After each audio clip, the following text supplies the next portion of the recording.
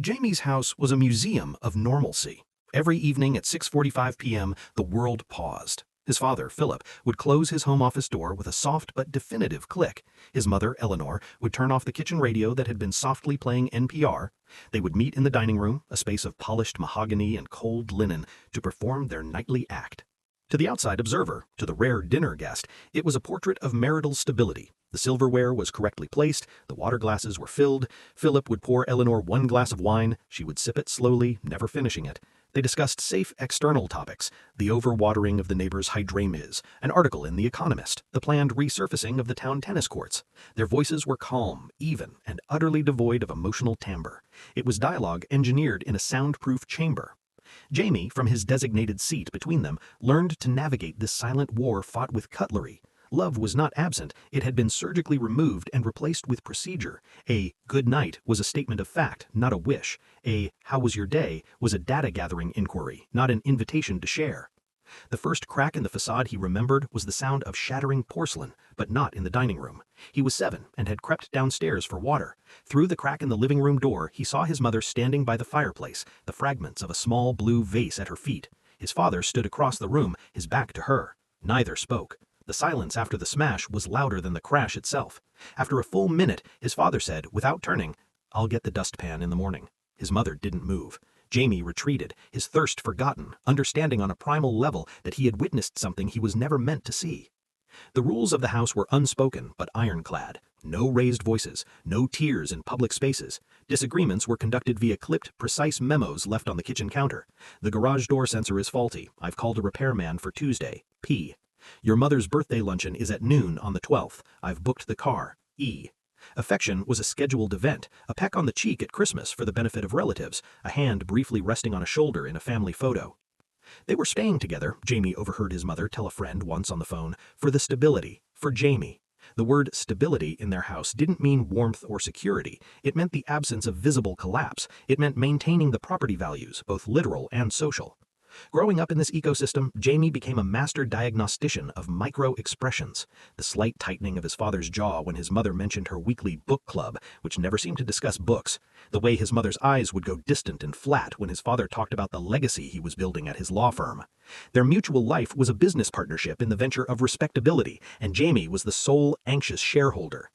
He learned that love, in its healthy form, was something he only witnessed elsewhere, at his friend Leo's house, where Leo's parents would bicker loudly over who forgot to buy milk, then laugh and kiss by the fridge. That noise, that messy warmth was as alien and exhilarating as a foreign language. He'd come home to his own house, where the air was so still it felt vacuum-sealed, and feel a profound, aching loneliness. It was worse than if the house had been empty. The emptiness was populated by two ghosts going through the motions of life. By the time he was 16, the dinner table choreography felt like a slow-acting poison.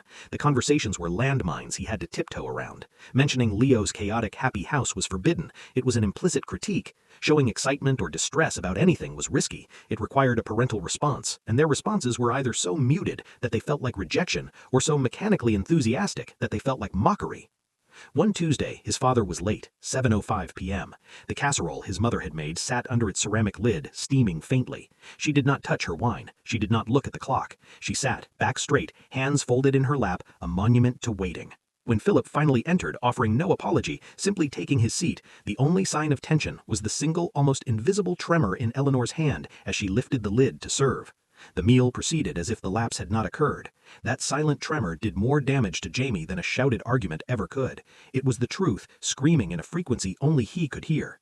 That night, lying in bed, he made a vow. He would never live like this. He would rather be alone or amidst honest conflict than in this exquisite, sterile prison of staying together for the kids. The house wasn't protecting him. It was teaching him that love was a fiction, family a performance, and his own emotional needs an inconvenient disruption to the show. The greatest hurt was not the prospect of separation, but the daily lived reality of this connectionless union. He was the child of a ghost marriage, and he was starving to death in a house full of perfect, untouched food. Jamie's adolescence became a study in self-containment. His bedroom, unlike the rest of the house, was allowed to be a controlled chaos. Textbooks stacked in leaning towers, band posters on the walls, a guitar propped in the corner. It was his airlock, the only space where the pressure to perform normality eased. Here, the silence was his own, not theirs. He learned to move through the house like a polite boarder. He said please and thank you, answered questions with efficient, non-provocative facts, and kept his emotional weather to himself. A good grade was met with a nod and a satisfactory. A disappointment was met with a bland, these things happen. He stopped bringing friends home, not out of shame for his family's poverty or drama, but out of a profound embarrassment for its opposite, its chilling, wealthy perfection. He couldn't explain the eerie quiet, the way his parents' interactions felt like a well-rehearsed play performed for an audience of one who'd lost the plot. His parents, for their part, seemed to interpret his retreat as successful independence. "Jamie is so self-sufficient," he heard his mother tell a cousin on the phone, a note of pride in her voice. They had provided stability, a safe harbor, and he was thriving within it. They never saw the cost.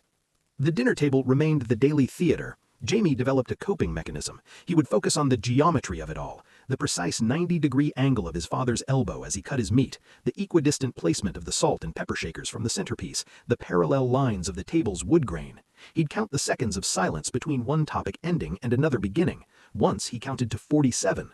He began to see their marriage not as a failed love story, but as a successful, grimly dedicated collaboration.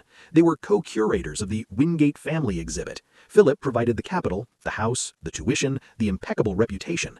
Eleanor provided the aesthetic, the tasteful decor, the socially appropriate engagements, the seamless holiday gatherings. Jamie was the living proof of the exhibit's success, the final necessary piece. And, like any precious artifact, he was to be preserved, dusted, and displayed appropriately, but not truly handled. The loneliness was a specific kind. It wasn't the loneliness of being ignored. He was attended to. His physical needs were met with flawless efficiency. It was the loneliness of being emotionally microwaved, served something that looked like nourishment but had no living warmth left in it. He found himself craving conflict, a slammed door, a tearful accusation, anything that would prove there was still a pulse beneath the polite skin. The closest he came to witnessing a crack was during his junior year of high school. His grandmother, Eleanor's mother, passed away. At the funeral, Eleanor was composed, a pillar of dignified grief. Philip was the supportive husband, a hand on her back, fetching her water. That night, however, Jamie awoke to the sound of the piano in the rarely used formal living room. A simple, mournful chord progression, played over and over, not a song, just a feeling. He crept downstairs.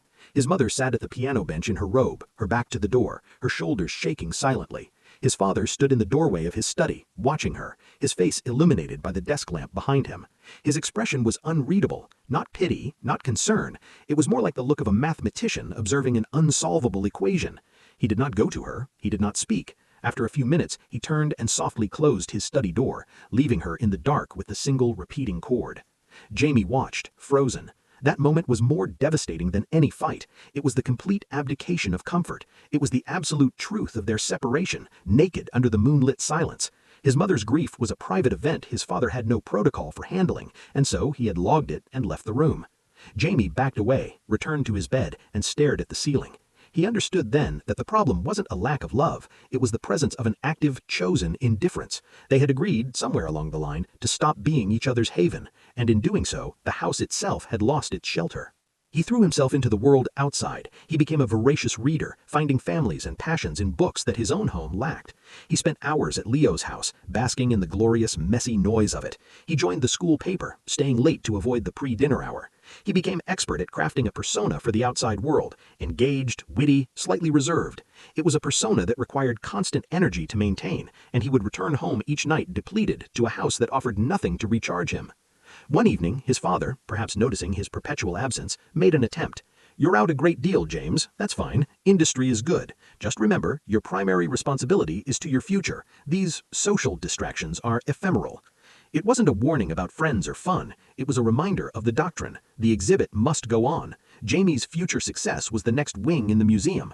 His father was the patron, his mother the designer, and Jamie was to be the masterpiece. His loneliness, his hunger for connection, was just an inconvenient draft threatening the climate control.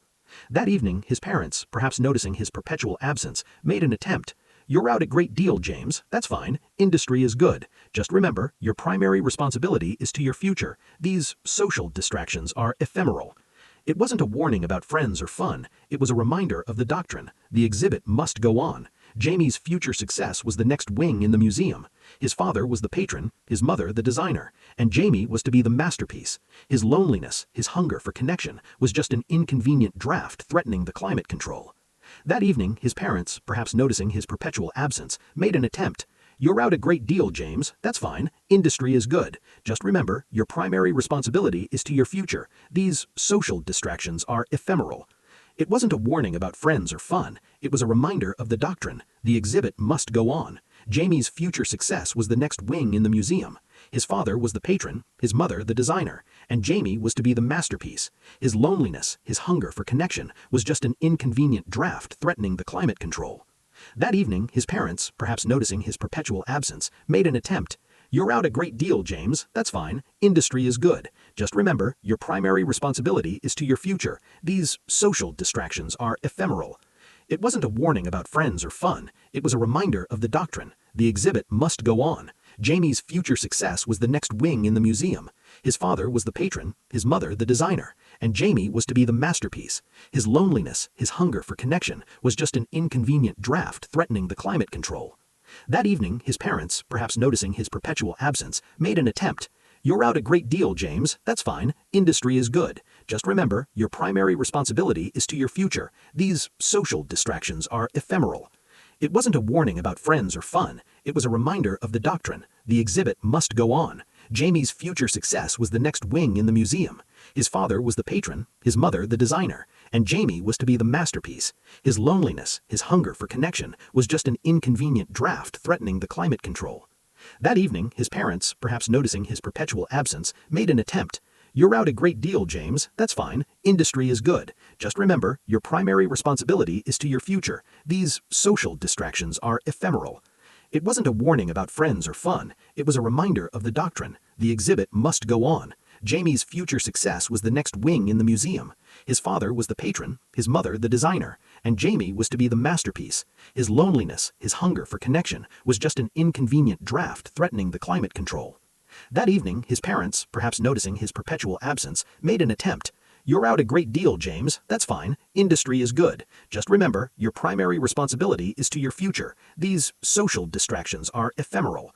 It wasn't a warning about friends or fun. It was a reminder of the doctrine. The exhibit must go on. Jamie's future success was the next wing in the museum. His father was the patron, his mother the designer, and Jamie was to be the masterpiece. His loneliness, his hunger for connection, was just an Jamie's rebellion was not one of slammed doors or shouted curses. In a house that treated overt conflict as a system failure, his defiance had to be flawless, passive, and target the core of their project, him. He began with the masterpiece they were curating, his future. Philip assumed law school. Eleanor imagined a diplomatic corps or an elite MBA. Jamie, with quiet, paperwork stealth, applied to schools for journalism and creative writing.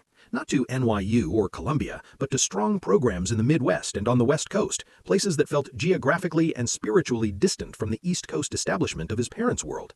He listed Leo's address for correspondence. He was accepted to his top choice with a partial scholarship. The acceptance packet arrived at Leo's house. Jamie waited for the right moment, a Tuesday dinner of herb-crusted chicken and asparagus. I've decided on a university, he said, his voice calm, cutting through a discussion of municipal bond ratings. Both sets of utensils paused mid-air. It was the most disruption he'd ever caused at the table. Wonderful, said Eleanor, recovering first, her smile not reaching her eyes. Which of the pre-law programs? It's not a pre-law program. It's the University of Michigan for writing and political science. The silence that followed was denser than usual. Philip set his fork down with a precise click. Michigan, he repeated, the word a neutral container for his disapproval. A large state school. Their law school is respectable, but your undergraduate pedigree sets the tone. This is a curious strategic choice, James. It's not a strategy, Jamie said, the unfamiliar act of pushing back making his heart hammer. It's what I want to study. What you want, Philip said, not with anger, but with the perplexity of a man encountering a serious flaw in a blueprint. The objective is a durable career, not a passing interest. Philip, Eleanor interjected, the mediator. It's a good school, very Big Ten. She said it as if describing an alien cultural festival. But darling, are you sure? Your father has connections at Williams, at Brown. A legacy matters. This was the proxy war. The battle was not about him, but about the trajectory of the exhibit. He was the artifact trying to walk off the pedestal. I'm sure, Jamie said, locking eyes with his father. My deposit is sent. The air crackled with the unspoken. Philip gave a single stiff nod. Very well, you've made an independent decision. We will, of course, support it. The word support sounded financial, not emotional. The subject was closed. The rest of the meal passed in a silence so sharp Jamie could feel it on his skin. The victory felt hollow and terrifying. He had asserted a will they didn't know he possessed, and the mechanism of their response, icy acceptance, was more disorienting than a fight. He wanted a reaction, proof of feeling. He got a budgetary adjustment. The war moved to more intimate ground. He started bringing girls home, not the kind from the country club cotillion, but sharp artistic girls with dyed hair and opinions. He watched his parents perform hospitality like a State Department welcoming a dubious foreign delegation. The politeness was impenetrable, the assessment happening entirely in the subtle glance they exchanged after the door closed. "She seems very vivid," Eleanor would say. "Is her father in finance?" Philip would ask. A non sequitur meant, "What is her utility?" Jamie dated them not for romance, but for the thrill of introducing a volatile element into the sterile environment. It was a failed experiment. The house absorbed them, neutralized them, made them seem like slightly gauche curios in the museum. He broke things off not out of disinterest, but out of a protective guilt for subjecting them to the emotional freeze of his home. The true front line, however, was the past. He began asking questions, not about feelings, but about facts, hoping to triangulate the moment the love had died. "How did you two meet?" he asked over lunch. "A mutual friend's party at the Yale Club," Eleanor answered, too quickly. "What was your first date?" Philip answered. "We saw a production of The Cherry Orchard. Your mother found it bleak." He offered no more. "What did you talk about on that date?" A pause. They looked at each other, a flicker of something, not shared memory, but shared confusion, as if trying to recall the specs of a car they'd sold decades ago. "The state of the theater, I imagine," Eleanor finally said, turning back to her salad. "It was a long time ago, Jamie." He found their wedding album in a storage chest. The photos were beautiful, formal. Their smiles were correct, but their eyes in the close-ups were like two separate planets, each reflecting a different, distant sun. He found no candid shots, no laughing pictures, no evidence of a private joke. He asked Leo's mother, in a roundabout way, what she remembered of his parents when they were young. She'd been a casual friend of Eleanor's. "They were always very composed," she said, choosing her words carefully. "Even then, it seemed very adult of them. Some of us were still such messes." She didn't elaborate, but her hesitation spoke volumes. The performance had begun early. The most devastating discovery was an accident. He was looking for a spare charger in his father's study desk, a room he was technically allowed in but always felt trespassing. In the bottom drawer, under a stack of old financial reports, he found a small velvet box. Inside was a man's signet ring and a folded piece of high-quality stationery.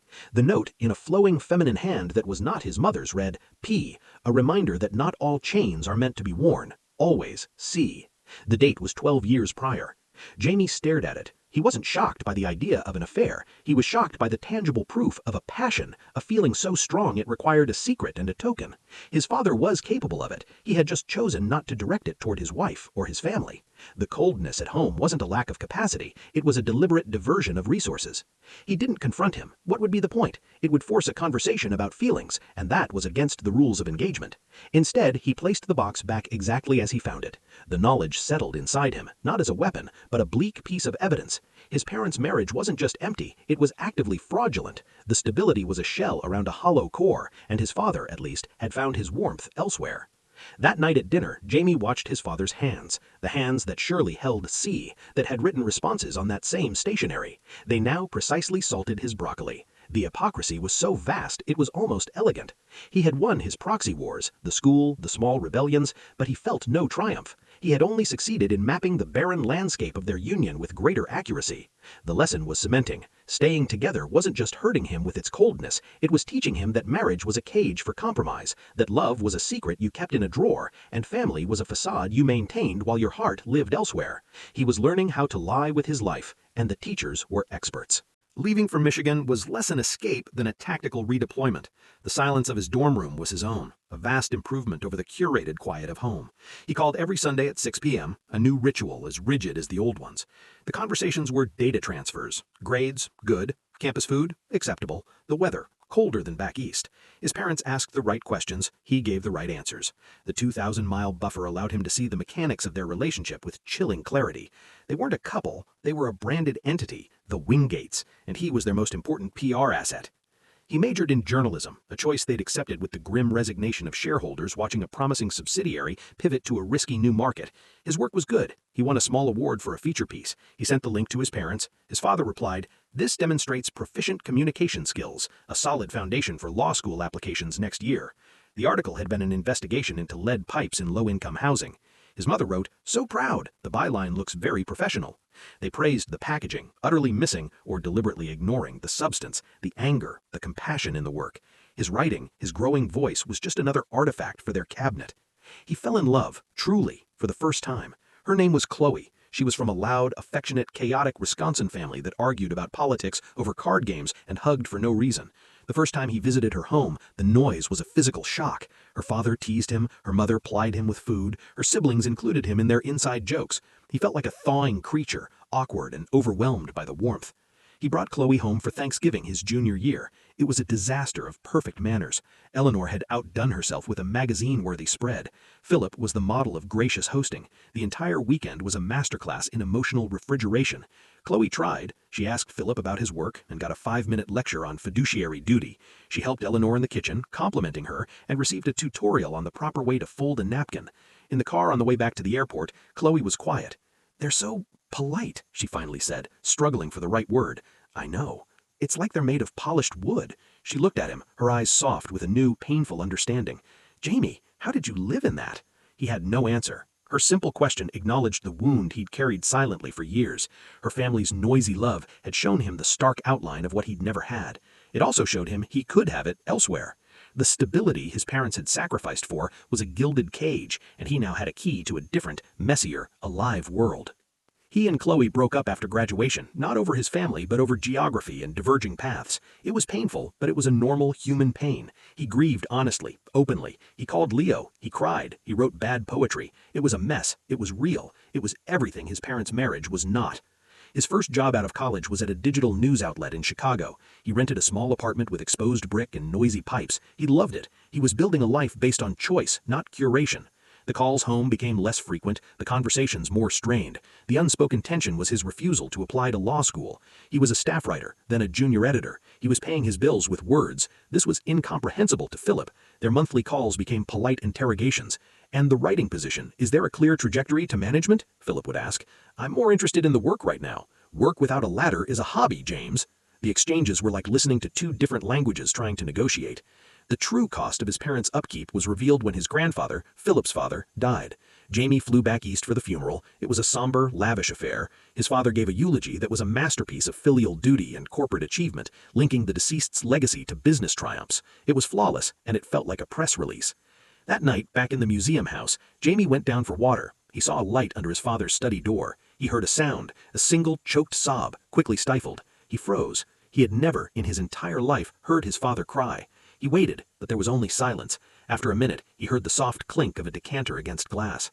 He returned to his old bedroom, his heart aching with a confused pity. The man was grieving, alone in his study, because the architecture of his life and marriage provided no space for shared, vulnerable sorrow. The cost of maintaining the flawless facade was this: utter, profound loneliness at the very moments when human connection is most vital.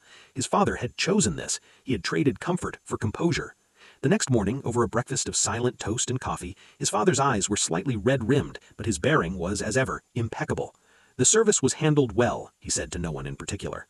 That was the moment Jamie truly understood the damage wasn't just to him, the child. The damage was to them. They were two people who had so thoroughly committed to the performance that they had lost the ability to be real, even for each other, even in death. They were co-owners of a beautiful, empty house, and they were dying of spiritual starvation inside it. He returned to Chicago and threw himself into his life, his real life. He dated, he built friendships that were deep and loud and forgiving. He let himself be messy. He got a promotion. He bought a slightly better couch. He was building a scaffold, as he'd once vowed, out in the open. He visited home only for obligatory holidays, each visit a stark reminder of the temperature difference between his world and theirs. The proxy war was over. He had seceded. But watching his parents, now in their late 50s, move through their beautiful, silent routines, two satellites in parallel, stable orbits, never touching, never warming each other, he felt the old anger mellow into a profound, weary sadness. They had stayed together for the kids, for the society, for the stability, and in doing so, they had built a monument that taught their only child every wrong lesson about love. The cost of that upkeep was a three-way bankruptcy: his childhood, their partnership, and any chance of an authentic connection between them all. The house stood perfect, a testament to what they had preserved, and Jamie now knew with absolute certainty that not one thing of real value had survived inside it. 10 years out of college, Jamie's life in Chicago was a study in chosen noise. His apartment was a comfortable clutter of books, records, and the lingering smell of whatever he'd cooked the night before. His friendships were deep, his work as an editor was meaningful, and his relationships, while not always perfect, were honest. He had built a world where feelings were allowed to be messy, where silence was a pause, not a prison sentence. His visits home, now reduced to a mandated 48 hours at Christmas, were anthropological trips into a fading exhibit. His parents, Philip and Eleanor, were graying gracefully. The house was as impeccable as ever, a time capsule of tasteful beige and polished surfaces. The dinners were now just the two of them at the vast table, the ritual persisting even without an audience.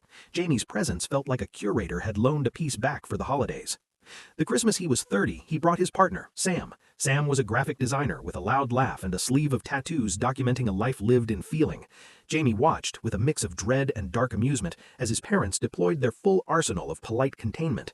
Sam, however, was impervious. They complimented Eleanor's wreath with genuine enthusiasm, asked Philip detailed questions about the history of the neighborhood that flustered him into actually sharing a memory, and left a faint, cheerful chaos in their wake, a misplaced mug, a jazz record left on the player. After they left, his mother said, "Sam is very present." It was the closest she'd ever come to acknowledging a force of nature. On his final morning, alone with his mother in the sunroom as his father took a call, a strange thing happened. Eleanor was repotting an orchid, her movements precise. Without looking up, she said, "You seem happy, Jamie, in your life." It wasn't a question, it was an observation, clinical yet laced with something unfamiliar, a hint of wonder, as if happiness were a rare botanical specimen she'd read about but never cultivated. "I am," he said, simply. She nodded, carefully pressing soil around a root. "We wanted that for you, stability, a good foundation." He understood then that in her mind the two were synonymous. The silent house, the flawless performance were the good foundation. She had given what she thought was necessary, unable to see it was the one thing he didn't need. "I know," he said. It wasn't forgiveness exactly, it was taxonomy. He was classifying her intent, separating it from its devastating effect. His father's health scare happened the following autumn, a minor heart arrhythmia, but serious enough for a hospital stay. Jamie flew back. He found his father in a private room, tethered to beeping monitors, looking oddly diminished without his suit jacket. Eleanor sat in the visitor's chair, back straight, reading a novel. The scene was so familiar it was surreal. Two people sharing a space, isolated in their own experiences of fear. Jamie took over for a bit, sending his mother home to rest. In the quiet of the hospital room, with the fluorescent lights humming, his father spoke, his voice less assured. "The doctor says it's manageable, lifestyle adjustments." "That's good," Jamie said. A long pause. Philip stared at the ceiling. "You build a life, certain assumptions, that you have time to get things in order." Jamie waited. This was as close to vulnerability as he had ever seen. "Your mother," Philip began, then stopped. He didn't finish the thought. Instead, he said, "You were always more like her than you knew, stubborn, seeing things your own way." It was the first time his father had ever referenced a characteristic, a personality in either of them. It wasn't warmth, but it was recognition, a data point about a soul, not a resume. "Maybe," Jamie said. "It served you," his father conceded, almost to himself. Then he closed his eyes, the conversation over. The recovery was swift. Life in the museum house resumed its silent rhythm, but something had shifted for Jamie. The anger was gone, fully evaporated. In its place was a clear-eyed, sorrowful understanding. His parents were not villains. They were casualties of their own choices, prisoners in the gilded cage they'd built together. They had given him everything they thought mattered, and in doing so had withheld the only thing that did, a model of authentic connection. He met someone new a year later. Maya was a history professor, sharp, kind, and emotionally articulate. When he told her about his family, he didn't lead with the old anger. He explained the choreography, the silence, the profound lesson it taught. "God, that's lonely," she said, her hand finding his, not with pity, but with comprehension. "It was," I agreed, "but it taught me what not to build." When he and Maya decided to move in together, he flew home for a weekend to tell his parents in person. He braced for the polite interrogation, the subtle disapproval of an unwed cohabitation. Over a dinner of roast chicken, precisely at 6:45, he told them, "Maya and I are getting a place together, in Chicago." Eleanor smiled her perfect smile. "How lovely. Will you need help with furnishings?" Philip chewed, swallowed. "Is the lease favorable? Building ownership is preferable for equity." They asked about her job, her family, her people. They were gathering data for the Wingate files. Later, as Jamie was preparing to leave for the airport, his mother followed him to the door. She held out a small wrapped box. "For your new home," she said. It was an heirloom, a small, exquisite Art Deco clock that had always sat on the mantel, its quiet tick a metronome for the family silence. He remembered staring at its hands during those endless dinners. "It's been in the family a long time," Eleanor said. "It's very reliable." He took the box, the weight of it surprising. It was the most meaningful object she could have given him, a symbol of the very time-keeping, order-obsessed world he had fled. Yet, in her way, it was a gift of profound significance. She was giving him a piece of the stability she had prized above all else. On the plane, he opened the box. The clock was beautiful, cold, precise. He wound it gently. It began to tick, a soft, familiar sound in the hushed cabin. He placed it on the bookshelf in his and Maya's crowded, vibrant living room. Amid the riot of books, plants, and art, the elegant clock looked like an artifact from another civilization. Its steady tick-tock was no longer the soundtrack to loneliness, but a reminder, a relic of the quiet war he had survived. Maya admired it. "It's beautiful, so serene." "It is," Jamie said, putting an arm around her. "And it's a perfect warning." She looked at him, questioning. "A reminder that a house can be perfect and silent and utterly empty," he said, pulling her closer. The noise of their life, the distant traffic, the hum of their fridge, the sound of their breathing filling the space around the clock's precise solitary beat. "And that's a cost I'll never pay." The heirloom sat there, a testament to what he'd come from and what he'd chosen instead. The greatest lesson his parents' marriage taught him was not how to love, but how crucial it was to build something real, even if it was messy, even if it was loud, especially if it was warm. The scar of their silence was permanent, but it was no longer a wound. It was a compass, and it pointed him unequivocally toward a different, truer north.